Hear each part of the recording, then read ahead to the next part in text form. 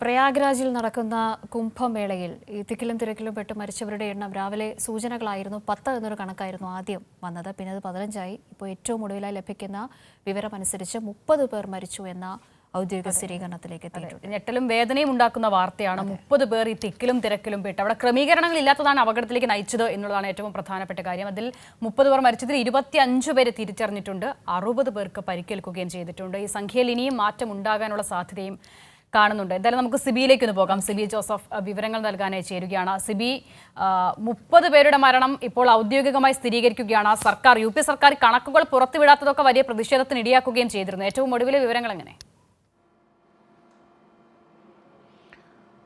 Good evening Kavya, Asitha. എന്തായാലും മണിക്കൂറുകൾക്ക് ശേഷമാണ് ഇപ്പോൾ യു.പി. സർക്കാർ ഈ കണക്കുകൾ, ഈ മരിച്ചവരുടെ വിവരങ്ങൾ ഇപ്പോൾ പുറത്തുവിടാൻ തയ്യാറായിരിക്കുന്നത്.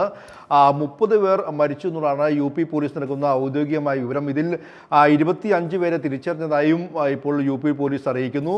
ഏകദേശം 60-ലധികം പേർക്ക് പരിക്കേറ്റിട്ടുണ്ട് എന്നുള്ളതാണ് ഇപ്പോൾ പറയുന്നത്. ഇതിൽ പലരുടെ നില ഗുരുതരമാണ്. അതുകൊണ്ട് തന്നെ ഒരു പക്ഷേ മരണസംഖ്യ ഉയരാനുള്ള സാധ്യതയുമുണ്ട്. എന്തായാലും ഈ 30 പേർ മരിച്ചു എന്നുള്ളൊരു ഔദ്യോഗികമായ കണക്ക് ഇപ്പോൾ യു.പി. പോലീസ് പുറത്തുവിട്ടിട്ടുണ്ട്. മാത്രമല്ല, ഇന്ന് ഈ അപകട ദിവസം ഉണ്ടായ ഇന്ന് മറ്റ് വി ഐ പികൾക്ക് ആർക്കും തന്നെയും പ്രവേശനം നൽകിയിരുന്നില്ല എന്നും യു.പി. സർക്കാർ വ്യക്തമാക്കുന്നു. കാരണം നേരത്തെ തന്നെ ഈ ഒരു അപകടം ഉണ്ടാകുമ്പോൾ തന്നെ യു.പി. ഭരണകൂടം വി ഐ പികൾക്ക് വേണ്ടിയുള്ള സുരക്ഷ ഒരുക്കുന്നതിൻ്റെ ശ്രദ്ധയിലാണെന്നും സാധാരണക്കാരായ ആളുകളെ ശ്രദ്ധിക്കുന്നില്ല എന്നതിൻ്റെയും പ്രതിപക്ഷം അടക്കം അവിടെ വളരെ വലിയ ആരോപണം ഉന്നയിച്ചിരുന്നു. ഇതിന് പിന്നാലെയാണ് ഇന്ന് വി ഐ പികൾക്ക് ആർക്കും പ്രവേശനം നൽകിയിരുന്നില്ല എന്ന് ഇപ്പോൾ യു.പി. സർക്കാർ വ്യക്തമാക്കുന്നത്. മാത്രമല്ല, ഒരു ഹെൽപ്പ് ലൈൻ നമ്പർ 1920 എന്ന ഒരു ഹെൽപ്പ് ലൈൻ നമ്പറും ആരംഭിച്ചിട്ടുണ്ട്. എന്തായാലും മതിയായ വലിയ സുരക്ഷാ വീഴ്ചയാണ് ഇന്നിപ്പോൾ ഈ ഒരു കുംഭമേള ഉണ്ടായത്. കഴിഞ്ഞ ആഴ്ച വലിയ തീപിടുത്തമുണ്ടാകുകയും 10ഓളം ടെൻറ്റുകൾ കത്തിനശിക്കുന്ന ഒരു സാഹചര്യം ഉണ്ടായിരുന്നു. ഇന്നിപ്പോൾ വീണ്ടും ആ ദുരന്തം ആവർത്തിക്കുകയാണ്. ഇന്നിപ്പോൾ 30-ലധികം പേർ മരിച്ചു എന്നുള്ളതാണ് ഏറ്റവും ഗൗരവമായ വിഷയം എന്ന് പറയുന്നത്.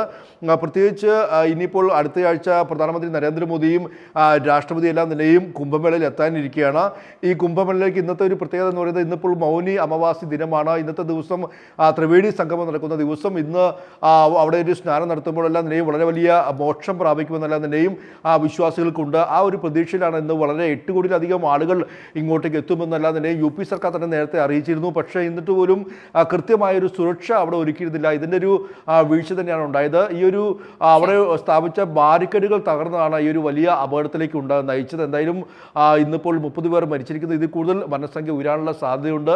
അതൊരു വലിയ സുരക്ഷാ വീഴ്ചയാണ് ഈ കുംഭമേളയിൽ ഉണ്ടായിരിക്കുന്നത്. മാത്രമല്ല, ഈ ഒരു മരണസംഖ്യ അടക്കമല്ല അതിനെ മറച്ചു വയ്ക്കാനുള്ള നീക്കവും യു.പി. സർക്കാരിൻ്റെ ഭാഗത്തുണ്ടായി. ഇത് പ്രതിപക്ഷത്തിൻ്റെ വലിയൊരു വിമർശനത്തെ തുടർന്നാണ് ഇന്നിപ്പോൾ മണിക്കൂറുകൾക്ക് ശേഷം പുലർച്ചെ 1 മണിക്കുണ്ടായ അപകടത്തിൽ ഇപ്പോൾ ഈ 7 മണി സമയത്താണ് ഈ മരണസംഖ്യ പോലും ഇപ്പോൾ യു.പി. സർക്കാർ പുറത്തുവിടുന്നത്. കാവ്യ. ശരി സിബി. എന്തായാലും കാവ്യ, സിബി പറഞ്ഞതുപോലെ കഴിഞ്ഞ ദിവസമാണ് ഈ ടെന്റുകൾ തീപിടിച്ചുള്ള അപകടം. അതിന് പിന്നാലെ ഇന്ന് തിക്കിലും തിരക്കിലും പെട്ടി. ഇന്നൊരു പ്രധാനപ്പെട്ട ദിവസമായിരുന്നു. ചടങ്ങുകളുമായി ബന്ധപ്പെട്ടാണ് കൂടുതൽ തിരക്കുന്നുണ്ടായത്. പക്ഷേ അതിനനുസരിച്ചുള്ള സുരക്ഷാ സംവിധാനങ്ങൾ ഒരുക്കിയത്, ക്രമീകരണങ്ങൾ ഏർപ്പെടുത്തിയില്ല എന്നുള്ളതാണ് ഏറ്റവും പ്രധാനപ്പെട്ട കാര്യം.